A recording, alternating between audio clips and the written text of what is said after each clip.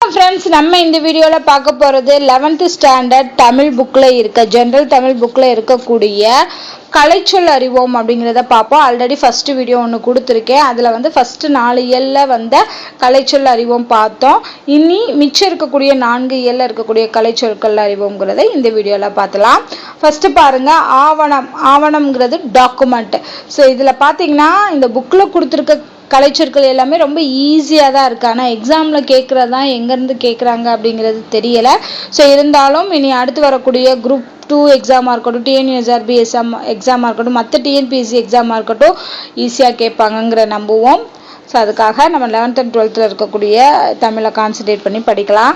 First பார்த்தீங்கன்னா ஆவணம்னா document. படையெடுப்பு என்னது இன்வேஷன் என்பது படையெடுத்து போகிறது.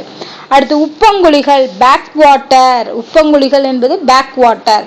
பண்பாடு கல்ச்சர். ஒப்பந்தம்னா அக்ரிமெண்ட். இதெல்லாம் தெரியும். மாலுமினா செய்யல. ஸோ இதில் எல்லாமே தெரியும். இந்த படையெடுப்பு இன்வேஷன் அண்ட் பேக் வாட்டர் உப்பங்குழி மட்டும் தான் கொஞ்சம் டிஃப்ரெண்ட்டானது. அடுத்து இயல் 6ல் வரக்கூடியது. ஸோ இயல் 6ல் பாருங்க நுண்கலைகள் ஃபைன் ஆர்ட்ஸ் அப்படின்னு சொல்லுவாங்க. நுண்கலைகள். ஆவணப்படம்னா டாக்குமெண்ட்ரி ஃபிலிம்லாம் சொல்லுவாங்க. அதெல்லாம் வந்து ஆவணப்படம். அடுத்து இன்ஸ்கிரிப்ஷன் எபிகிராஃப் இதெல்லாம் வந்து கல்வெட்டுக்கு வரக்கூடிய சொற்கள். இன்ஸ்கிரிப்ஷன் எபிகிராஃப் என்பது கல்வெட்டுக்கு வரக்கூடியது. அடுத்து தானிய கிடங்கு வந்து கிரைன் வேர்ஹவுஸ். கிரைன்னா தானியங்கள், வேர்ஹவுஸ்னா அது தேக்கி வைக்கக்கூடிய இடம். ஸோ தானிய கிடங்கு கிரைன் வேர்ஹவுஸ்.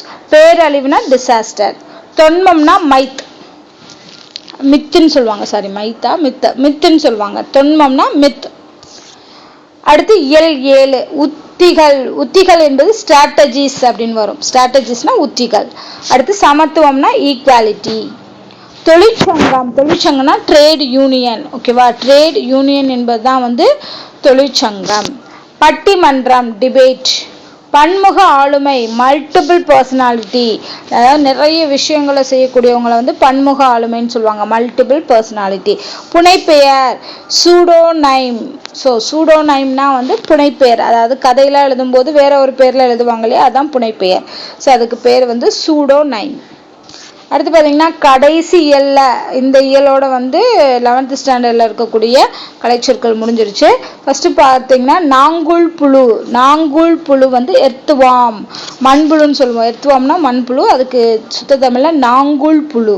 அடுத்து குளோபலைசேஷன்னா உலகமயமாக்கல். அடுத்து டாக்டர் ஆஃப் ஃபிலாசபி. பிஹெச்டிங்கிறது என்னது? Doctor of philosophy. அது முனைவர் பட்டம்னு சொல்லுவாங்க. அடுத்து விழிப்புணர்வுனா அவேர்னஸ். கடவுச்சீட்டுனா பாஸ்போர்ட். ஸோ இதெல்லாம் ஈஸி தான். அடுத்து மெட்டீரியலிசம்னா பொருள் முதல் வாதம் என்பதுதான் மெட்டீரியலிசம். ஸோ இதோட வந்து பார்த்தீங்கன்னா இயல் 8 வந்து கம்ப்ளீட் ஆயிடுச்சு. அடுத்த வீடியோவில் வந்து 12th ஸ்டாண்டர்டில் இருக்கக்கூடிய கலைச்சொற்கள் பார்க்கலாம். ஸோ இந்த வீடியோ உங்களுக்கு பிடிச்சிருந்தா லைக் பண்ணுங்கள், ஷேர் பண்ணுங்கள். மறக்காமல் நம்ம சேனலை சப்ஸ்கிரைப் பண்ணிவிட்டு சப்போர்ட் பண்ணுங்கள். நன்றி.